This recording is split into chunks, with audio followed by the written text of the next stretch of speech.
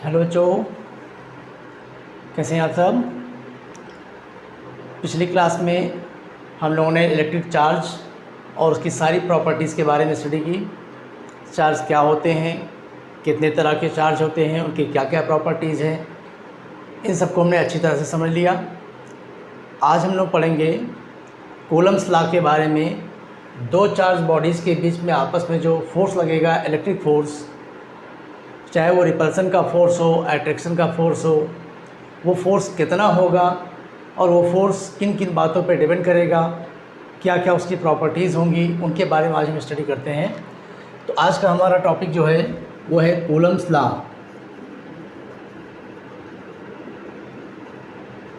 Coulomb's law जो कि दो चार्ज बॉडी के बीच में इलेक्ट्रिक फोर्स के बारे में बताता है। अकॉर्डिंग टू कूलम्स लॉ के अनुसार अगर दो बिंदु आवेश, एक Q1 है और एक Q2 है, अगर ये r डिस्टेंस पर रखे हुए हैं तो इन दोनों चार्ज पार्टिकल के बीच में लगने वाला जो फोर्स होगा, इलेक्ट्रिक फोर्स, ये इन दोनों चार्ज के गुणनफल के समानुपाती और इनके बीच की जो डिस्टेंस है उसके स्क्वायर के व्युत्क्रमानुपाती यानी इनवर्सली प्रोपोर्शनल होता है।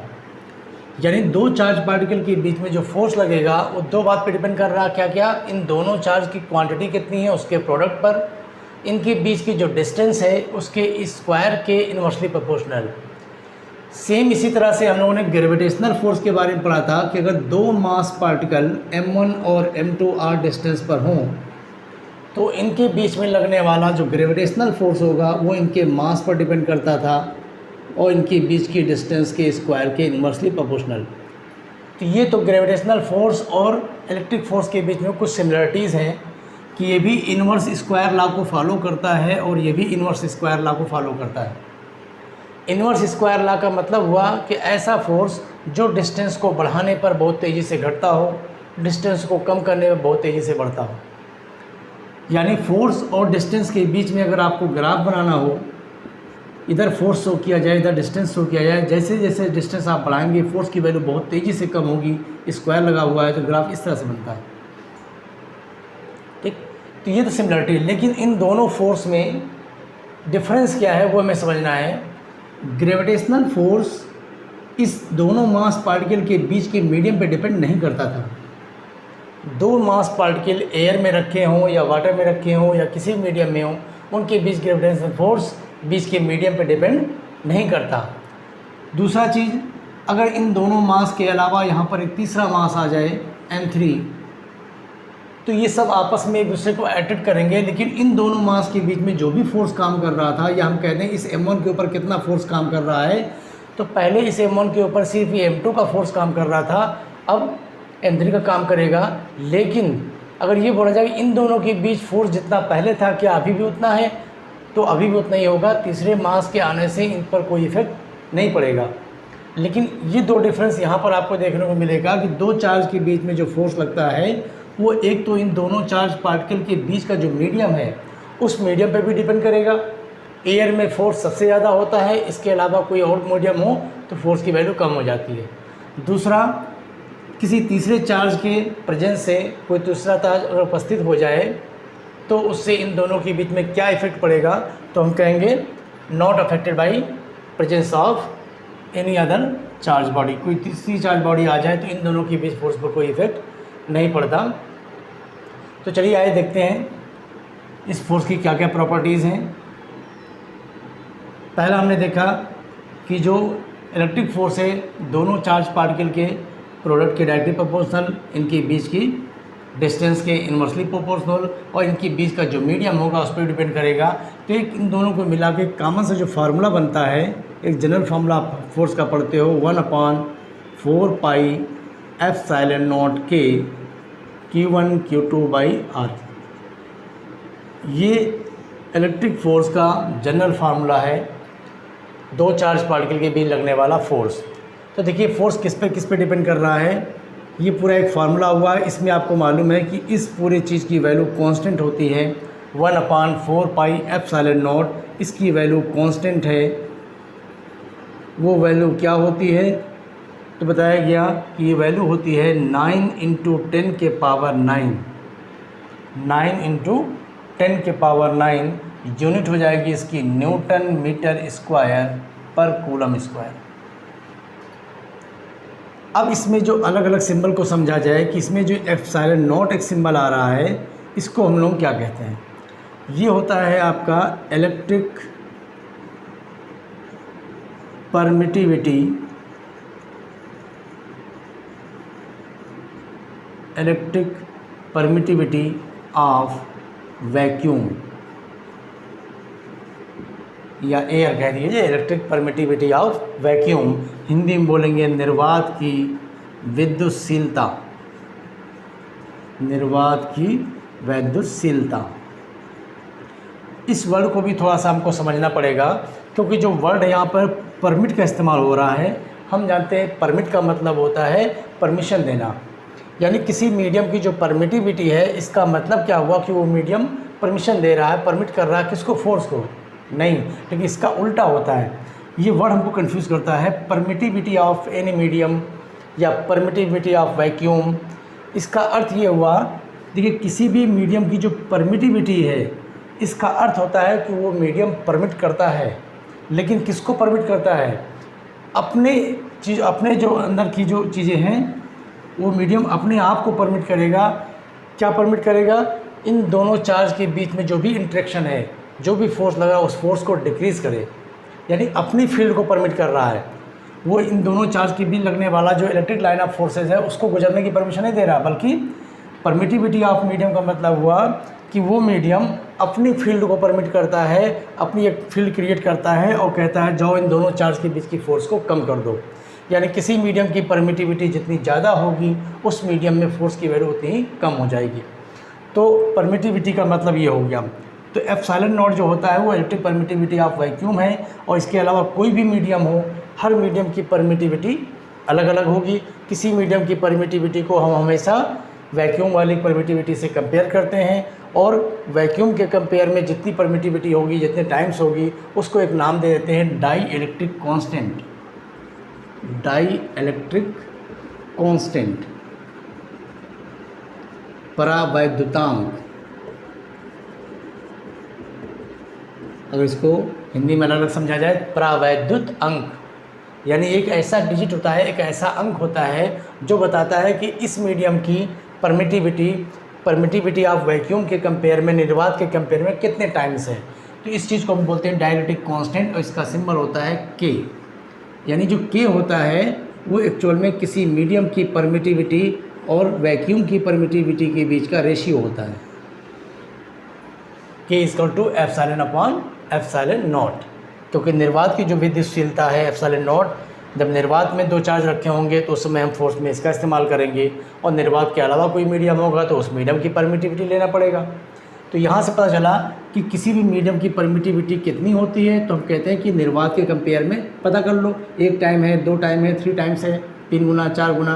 तो किसी मीडियम की जो परमिटिविटी है, इसका फॉर्मूला बना एप्सिलॉन नॉट इंटू के, निर्वात की विद्युतशीलता और उस माध्यम का परावैद्युतांक। तो जब भी किसी मीडियम में हम फोर्स निकालेंगे तो हम लोग इसका इस्तेमाल करेंगे, निर्वात में निकालेंगे तो एप्सिलॉन नॉट ले। इसलिए देखिए एक जनरल फार्मूला बनता है कि कोई भी मीडियम हो, सबके लिए कॉमन सा फार्मूला आ गया 1/4 पाई एप्सिलॉन नॉट के Q1 Q2 by r square. लेकिन अगर क्वेश्चन में बोला कि भाई मीडियम तो एयर है, तो एयर है तो हम के को हटा देंगे, क्योंकि एयर के लिए तो केवल एप्सिलॉन नॉट चाहिए, और कोई मीडियम हो तो उस मीडियम के लिए हमें एप्सिलॉन नॉट के चाहिए। तो ये जनरल सा फार्मूला हो गया। अब इसमें एप्सिलॉन नॉट क्या बोलते हैं मालूम हो गया। एप्सिलॉन नॉट की जो वैल्यू होती है उसको भी नोट कर लें, 8.85 × 10 के पावर -12। एप्सिलॉन नॉट की वैल्यू होती है 8.85 × 10 के पावर -12। अब बचता है के क्या है, किसी मीडियम का डाइलेक्ट्रिक कांस्टेंट, यानी उस मीडियम के अंदर जो परमिटिविटी है वैक्यूम के कंपेयर में कितने टाइम्स है। तो इसके लिए कुछ चीज़ों की वैल्यू हम याद कर लेते हैं। फॉर एयर या वैक्यूम, निर्वात के लिए या वायु के लिए के की वैल्यू 1 ली जाती है। ठीक, जब दो चार्ज के बीच निर्वात हो या दो चार्ज वायु में रखे हों तो उनके लिए के की वैल्यू 1। इसके अलावा for any other dielectric medium इसके अलावा कोई भी परावैद्युत माध्यम हो तो उन सब के लिए के की वैल्यू के से ज़्यादा ही होती है, 1 से ज़्यादा, सॉरी। एयर के लिए के की वैल्यू 1 है और किसी भी मीडियम के लिए के की वैल्यू 1 से ज़्यादा होगी। मेटल के लिए याद कर लीजिए, फॉर मेटल यानी धातु के लिए के की वैल्यू इनफाइनाइट ली जाती है। ये बात आप याद रखेंगे, ठीक। तो जब भी दो चार्ज पार्टिकल, दो बिंदु आवेश वायु में रखे होंगे तो फोर्स निकालने के लिए फॉर्मूला होगा 1/4 पाई एप्सिलॉन नॉट। के की वैल्यू 1 है इसलिए के हटा देंगे। और कोई मीडियम होगा तब 1/4 पाई एप्सिलॉन नॉट के, ये पूरा फॉर्मूला लेना पड़ेगा। उसमें के की वैल्यू आपको मीडियम का डायरेक्ट्रिक कांस्टेंट दिया होगा, उससे हम लोग फोर्स आसानी से निकाल सकते हैं। तो ये हो गया दो चार्ज के बीच फोर्स निकालने का एक जनरल सा फार्मूला, जिसमें एप्सिलॉन नॉट के बारे में मालूम होना चाहिए। इलेक्ट्रिक परमिटिविटी बोलते हैं वैक्यूम की। इसकी वैल्यू 8.85 10⁻⁻12। इसकी यूनिट और डायमेंशन अगर निकालना है तो देखिए एप्सिलॉन नॉट की यूनिट निकालना हो तो एप्सिलॉन नॉट को आप यहाँ कर दीजिए, एफ यहाँ आ जाएगा। तो एप्सिलॉन नॉट की आपको यूनिट क्या मिल जाएगी, ये इधर चला गया, ये हो गया कूलम स्क्वायर अपॉन फोर्स यहाँ आ गया न्यूटन मीटर स्क्वायर, ठीक। Coulomb square upon newton metre square, ये इसकी यूनिट हो गई। अब जरा डायमेंशन निकाल के देख लीजिए क्या आती है। डायमेंशन यानी इसकी विमा जो होगी कूलम स्क्वायर, तो Q = I/T करते हैं तो A²T² आपको यहाँ से मिल जाएगा। नीचे न्यूटन यानी फोर्स है, फोर्स का MLT-2 मीटर स्क्वायर यानी L²।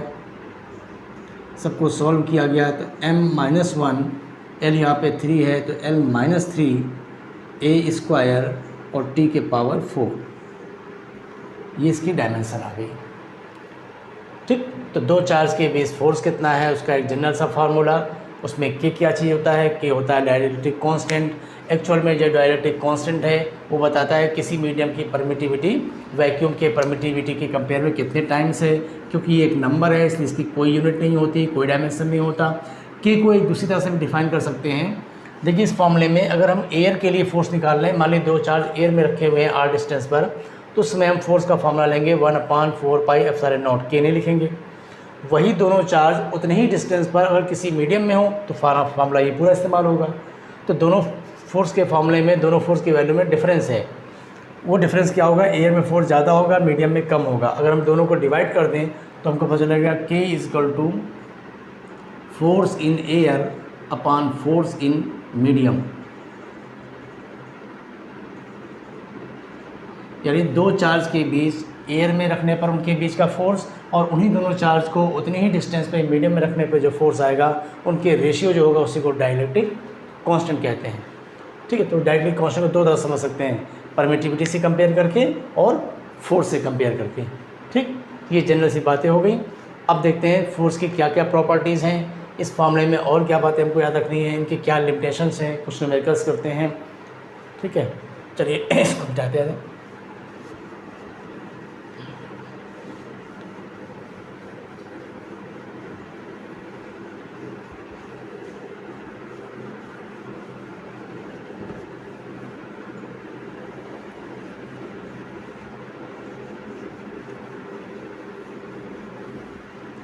ठीक, तो देखिए हमने देखा कि दो चार्ज के बीच लगने वाला जो फोर्स है वो दोनों चार्ज पे डिपेंड कर रहा है, उनके बीच के डिस्टेंस पे डिपेंड कर रहा है, बीच के मीडियम पे डिपेंड कर रहा है। अगर मान लीजिए ये दो चार्ज रखे हैं Q1 और Q2, बीच के डिस्टेंस इनके R थी। अगर इन दोनों चार्ज के बीच में हमने एक मेटल की प्लेट रख दी, ये एक धातु की प्लेट रख दी गई जिसकी थिकनेस यानी मोटाई जो है वो T है, तो इनके बीच फोर्स कितना होगा।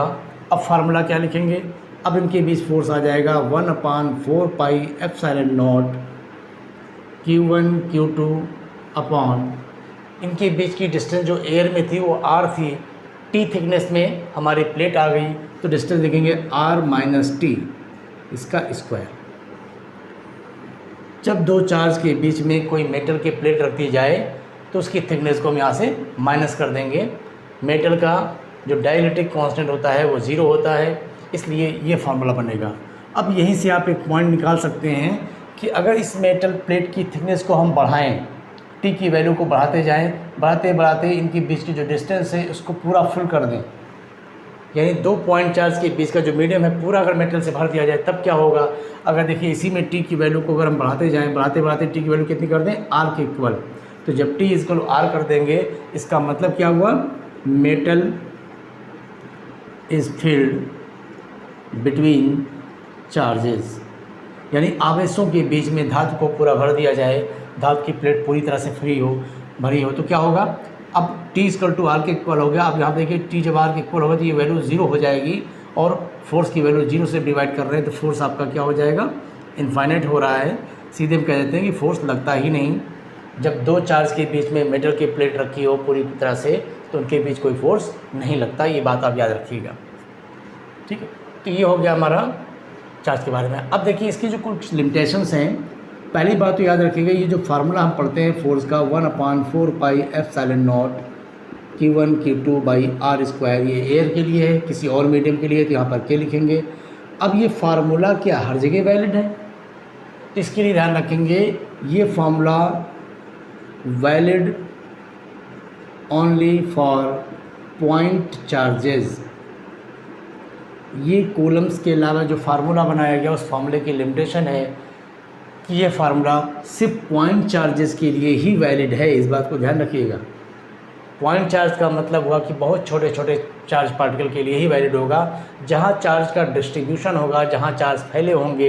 यानी एक आवेशित चादर ले ली जाए, एक आवेशित प्लेट ले ली जाए, बोला कि हमारे पास ये एक रॉड है, एक छड़ है पूरी चार्ज से भरी हुई है धन आवेशों से, एक यहाँ पर दूसरी चार्ज प्लेट है ये भी आवेशों से भरी हुई है, इनकी भी डिस्टेंस आर है, इनके बीच कितना फोर्स लग रहा होगा। तो भाई ये भी चार्ज से भरी है, ये भी चार्ज है, तो इलेक्ट्रिक फोर्स तो लगेगा, लेकिन फोर्स कितना लगेगा उसको हम इस फार्मूले से नहीं निकाल सकते। ये जो फार्मूला होता है केवल पॉइंट चार्ज के लिए ही वैलिड होगा, इस बात को याद रखेंगे। तो कूलम्स लॉ जो है, यानी जो फार्मूला है, पहली बात तो ये सिर्फ क्या है, पॉइंट चार्ज के लिए वैलिड है। दूसरा, ये फार्मूला तभी लगेगा जब चार्ज रेस्ट में होंगे, चार्जेस आर एट रेस्ट, ठीक। कूलम लॉ की डिफिनेशन में ये सब वर्ड जोड़ दिए जाते हैं कि when 2 point charges at rest, है ना, स्टार्टिंग में जोड़ दिया जाता है। तो जब 2 चार्ज पॉइंट चार्ज होंगे, बहुत छोटे चार्ज पार्टिकल होंगे, रेस्ट में होंगे, तभी उनके बीच ये फार्मूला इस्तेमाल करके हम फोर्स को निकाल सकते हैं। इस फोर्स के लिए तीसरी लिमिटेशन जो आ गई वो डिस्टेंस की आ गई कि इस फोर्स को कब काम करेगा। इसके लिए 2 चार्ज के बीच की डिस्टेंस मिनिमम कितनी होनी चाहिए, तो 2 चार्ज के जो बीच की जो डिस्टेंस होगी, डिस्टेंस वो 10 के पावर -15 मीटर से ज़्यादा होनी चाहिए, इससे कम नहीं चाहिए। Distance must be greater than 10 के पावर -15 मीटर। तो ये 3 हमारी लिमिटेशंस आ रही हैं कि कूलम्स लॉ के लिए जो फार्मूला बनाया गया इलेक्ट्रिक फोर्स का, ये फार्मूला सिर्फ पॉइंट चार्ज के लिए वैलिड है, दोनों चार्ज रेस्ट में होंगे तभी लागू होगा, और चार्ज के बीच की डिस्टेंस 10 के पावर -15 मीटर से ज़्यादा होगी तभी ये फार्मूला काम करेगा। क्योंकि आप जानते हो 10 के -15 मीटर जो है क्या है, न्यूक्लियस की साइज़ है, और जब न्यूक्लियस की साइज़ के बराबर आप डिस्टेंस पे आ गए तो इसका मतलब आप न्यूक्लियस के अंदर आ गए, नाभिक के अंदर, और नाभिक के अंदर जो फोर्स लगता है वो नाभिकीय बल होता है, वो इस फोर्स से बिल्कुल अलग होता है, ठीक। तो ये फोर्स का एक जनरल सा फार्मूला हुआ, उसकी लिमिटेशंस हुई। अब हम देखेंगे कि जो लाइक चार्जेज होते हैं, समान आवेश होते हैं, समान प्रकृति के आवेश, इनके बीच में रिपल्सन फोर्स होगा, यानी प्रतिकर्षण बल होगा। ये हम लोगों ने देखा, बल माइनस चार्ज हैं दोनों तो भी प्रतिकर्षण हो रहा है, एक प्लस और एक माइनस होता है तो इनके बीच में अट्रैक्शन का फोर्स होता है, ठीक। समान आवेशों के बीच में प्रतिकर्षण और विपरीत आवेशों के बीच में आकर्षण का बल होगा। अब बात आती है कि जो फोर्स है, यानी जो बल है, इलेक्ट्रिक फोर्स, वैद्युत बल आप निकाल रहे हो, तो ये जो वैद्युत बल है ये कैसी राशि है, तो ये सदिश राशि है, यानी ये वेक्टर क्वांटिटी है, और जब भी कोई वेक्टर क्वांटिटी होगी तो उसमें डायरेक्शन भी होगी। तो ये फोर्स की डायरेक्शन आप कैसे लेंगे, तो जब भी 2 फोर्स चार्ज पार्टिकल के बीच में आप फोर्स निकालेंगे, ये Q1 है, ये Q2 है, r डिस्टेंस पर, तो कह रहा है इन दोनों के बीच जो फोर्स लगेगा वो फोर्स की क्वांटिटी कितनी है, मैग्नीट्यूड कितना है, परिमाण कितना है। तो उसके लिए फॉर्मूला है, डायरेक्शन क्या होगी, तो डायरेक्शन याद रखिए, 2 चार्ज को मिलाने वाली रेखा के अनुदिश ही बल का दिशा होती है। इन दोनों के बीच जो फोर्स काम करेगा वो इन दोनों को मिलाने वाली जो लाइन है उस लाइन के ही डायरेक्शन में काम करेगा। अगर दोनों सेम चार्ज होंगे पॉजिटिव पॉजिटिव तो इसी लाइन पर फोर्स इधर लगेगा और इधर लगेगा। अगर ये दोनों निगेटिव हुए तो इसी लाइन पर प्रतिकर्षण हुआ। अगर एक प्लस का है और एक माइनस का है तो यही फोर्स इसी लाइन पर होगा लेकिन अट्रैक्शन हो जाएगा। यानी दो चार्ज के बीच लगने वाले फोर्स की जो डायरेक्शन है वो कहाँ है, along the line joining the charges, charges को मिलाने वाली जो लाइन है उसी के अलोंग यानी उसी के अनुदिश